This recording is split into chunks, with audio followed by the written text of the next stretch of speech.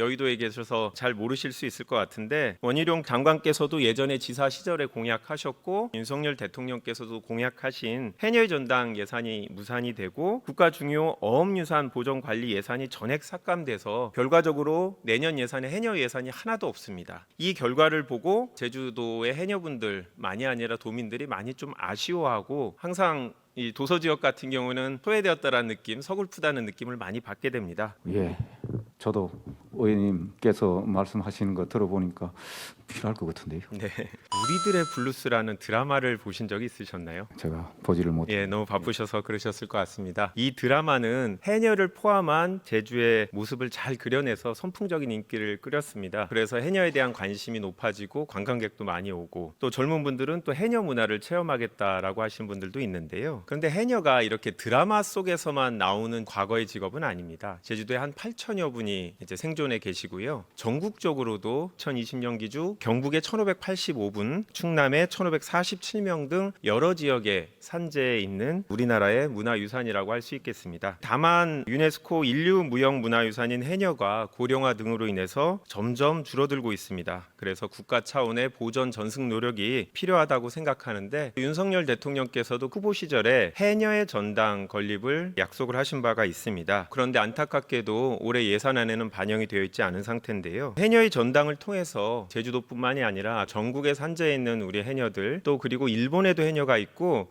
이 환태평양 지역에 유사한 이 나잠어업을 하는 분들이 많습니다. 이런 문화를 전체적으로 망라하는 아시아 태평양 지역의 해녀 유산 센터로서 기능을 하는 해녀의 전당이 필요하다는 판단하에 윤석열 대통령께서도 공약으로 내신 것으로 이해하고 있습니다. 부총님께서도 그런 공약이 낸 배경이나 필요성 자체에 대해서는 뭐 동의를 하시겠죠? 예, 농림축산식품부 차관님 계시죠? 농식품부는 2012년부터 국가 중요 농업유산 지정 제도를 도입해서 3년간 15억을 지원하는 사업을 하고 있고 3년이 지나면 추가 보전 관리 비용을 지원하는 것으로 알고 있는데 맞습니까? 네, 그렇습니다. 사후적으로 보전 관리를 지원하는 사업은 작년부터 도입된 것으로 알고 있는데 네. 실제로 뭐 효과가 있는 사업입니까? 분명히 지역사회에서의 관심이나 노력을 증진시킬 수 있는 부분이기 때문에 저희들은 효과가 있을 거다라고 보고 있습니다. 알겠습니다. 해양수산부 차관님, 해수부는 지금 말씀드린 국가 중요 농업유산과 비슷하게 국가 중요 어업유산 지정 제도를 갖고 계시고 비슷하게 3년 동안 7억 원을 지원하는 사업을 갖고 계시는 걸로 알고 있는데 맞습니까? 예, 그렇습니다. 두 사업을 보면 지원 대상이 농업이냐 어업이냐의 차이만 있을 뿐이고 실제로 이름도 비슷하고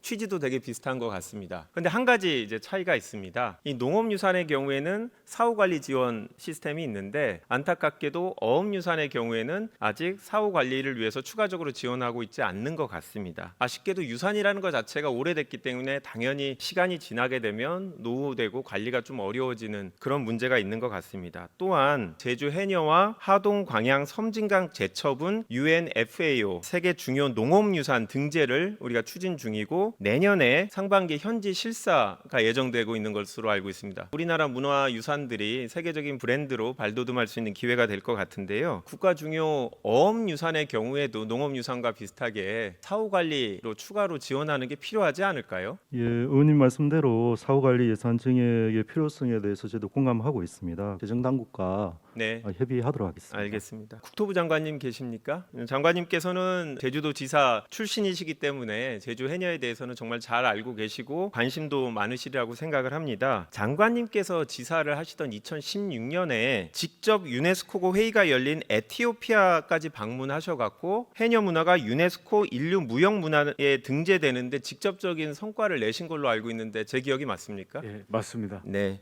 그래서 당시에 장관님께서 하신 말씀을 봤더니 해녀 문화를 지속 가능한 상태로 보전, 전승, 계승해야 된다. 이런 말씀을 하셨는데 지금도 생각이 같으신가요? 네, 그렇습니다. 네, 감사합니다. 다시 경제부총님께 질의드리겠습니다. 아까 해수부 차관님께서 말씀하신 대로 지금 뭐 재정당국하고 고민을 하시겠다고 했는데 원래 부처에서는 이런 보전관리 필요성 때문에 예산 요청을 했는데 기재부 단계에서 반영이 되지 않은 것 같습니다. 농업유산하고의 어떤 차이도 있고 기왕 국가에서 국가 중요 어업유산으로 지정한 이상 어느 정도 사후 관리를 해줬으면 좋겠는데 어떻게 생각하십니까? 예, 저도 의원님께서 말씀하시는 거 들어보니까 필요할 것 같은데요. 네, 제가 이 시간을 들여서 이 말씀을 드리는 거는 국가의 어떤 문화에 대해서 사라져가는 문화에 대한 중요성에 대해서 말씀드리려고 하는 건데요. 예산이 한 16억 정도입니다. 적지 않은 금액이죠. 그런데 제가 정무위 예산소위에서 하다 보니까 막상 또 다른 부처에 보면 상대적으로 제가 볼 땐 덜 중요한 예산도 반영이 된 부분들이 있었습니다. 하나만 예를 들자면 보훈처 예산인데 홍보 예산이 올해 30억 원이었는데 내년에는 180억 원으로